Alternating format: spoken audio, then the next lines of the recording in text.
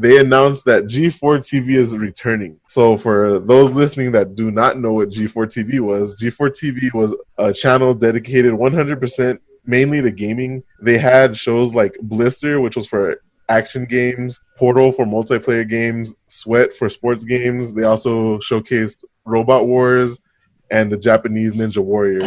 They also had shows like X-Play, which their hosts were Adam Sessler and Morgan Webb, which was also one of their most popular shows. It was a show where they had gaming news and they reviewed games, also had interviews and gave tips and tricks on certain games. Another popular show was The Attack of the Show, which is where Olivia Munn got her start. It was a podcast type show that discussed pop culture. They did parodies. They gave movie previews and game previews, and they also reviewed new tech that was coming out in the industry during that time. The other host, along with Olivia Munn, was also Kevin Pereira. And a lot of people enjoyed like the little skits that they would do during those shows. Sadly, around 2006, 2007, the downfall of G4 happened due to the fact that they started showcasing endless reruns of their shows and also incorporating shows that weren't necessarily related to gaming. Well, let me rephrase that. It wasn't related to gaming at all because these shows were cops and cheaters. So now that we give a brief background on what G4TV used to be, how do you guys feel about G4TV coming back and the potential it has? In the most cynical way to look at it possible, I think it's just, a cash grab. Mm-hmm. So I don't know. I'm not that excited for it. It'd be cool if they brought back like a lot of the older shows like Cinematech and, like Portal and some of the top 10s they used to do.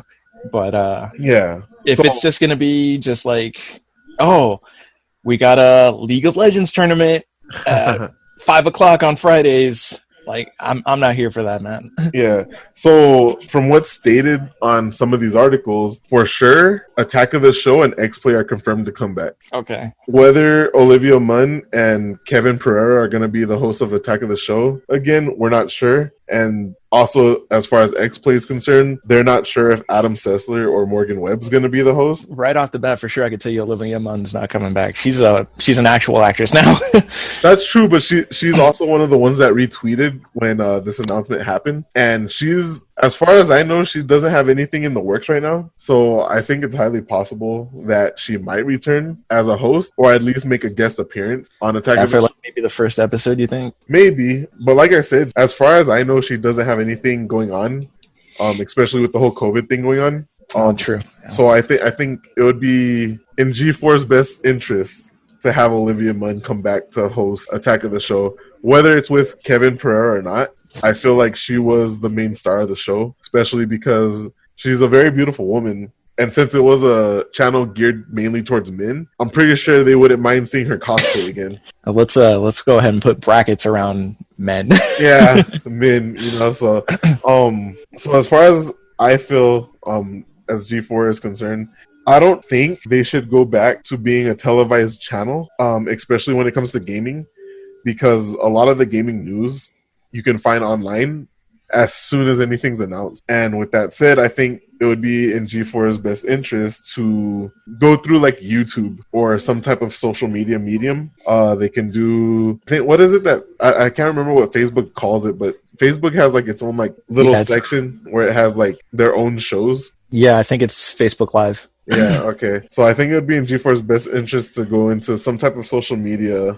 I don't know, man. I kind of like the idea of it being like a channel. I miss watching TV, Yeah. No, granted, like you're right, but a lot of people don't even have cable anymore if you think about it, because everybody has multiple streaming services. They have Netflix, Hulu. Yeah, so what if it went to a streaming service rather than like a Facebook Live or something? So like if it came in Netflix or Hulu. It is interesting that you say that, because they're thinking that it might possibly air through Peacock, which is NBC's new streaming service, which is free. I have yet to like download it and see what's going on in that streaming service, but from some of the previews of the shows that I've seen, it does make me want to download it and see it. And I feel like I'd be more inclined to do that if they did announce that G4 was going to be showcased through the Peacock app. Yeah, or they could put it on Pluto TV.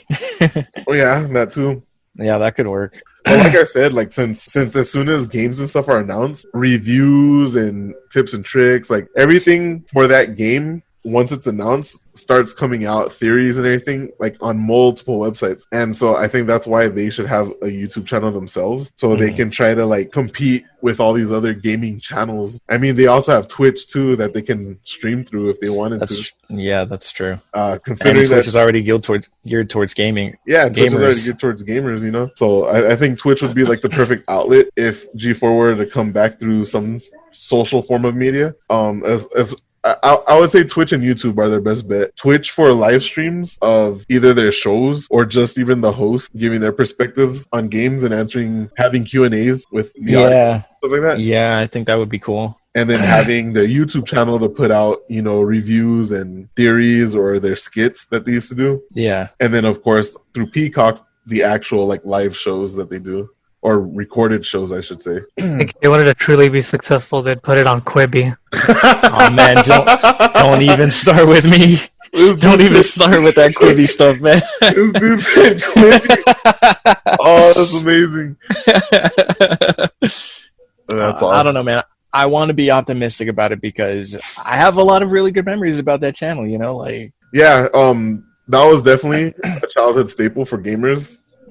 Specifically millennial gamers, because the channel itself I think started in 1998, but it didn't really blow up until around 2002. Yeah, and it lasted until about 2005 before it switched presidents. And granted, even though like it switched presidents, he did put out shows and went more bold, showcasing more fan service. But then when the reruns of Cops and Cheaters and even like the regular shows, like they would do like Attack of the Show, and there would be like 4 reruns of the same episode in that day. Like they would show it to you at 7 and then again at 7:30, and then there'd be like another like window of just multiple reruns from other shows, and then it'd be like, oh, Attack of the Show again 1 p.m., but they're reruns from this morning, same thing, 1 to 2. And I think that's where it died, because it was just like, okay, you guys don't have no more fresh content to show. You guys are just gonna show us Cops for one that no one cares about, Cheaters no one cares about. Like, we want to know about games, and the few gaming shows that you're showing us are all reruns of everything that came out earlier in the day.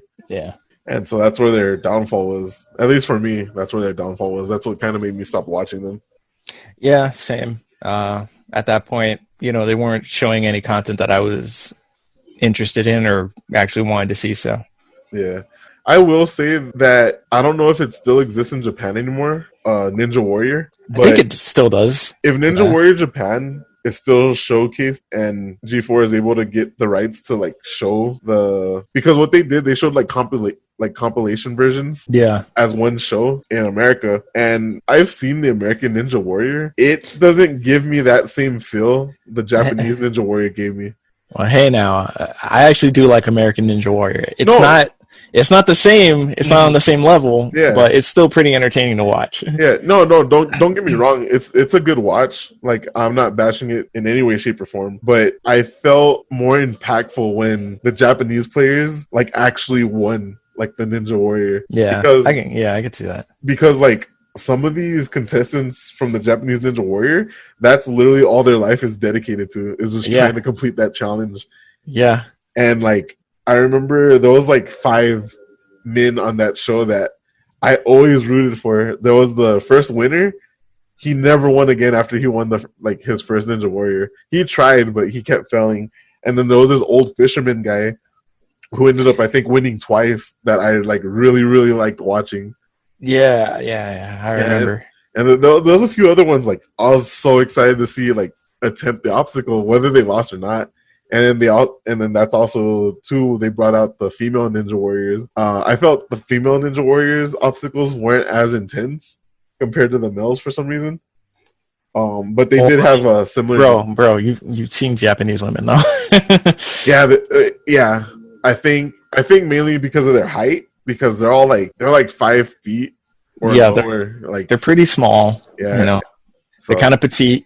But that petiteness could work in their favor in certain obstacles, like the salmon climb. So yeah, they would be faster, first of all. They would be lighter. They wouldn't have to carry as much weight around. Yeah. So I'm excited to see how G4 is gonna go about making their comeback in 2021. That's when they're supposed to make their comeback. Yeah. I will remain tentatively hopeful, you know. I'm gonna hope for the best, but prepare for the worst. Like I always say. Yeah, like I want to have high expectations, but I also don't want to be disappointed, so I'm keeping them very low. Right.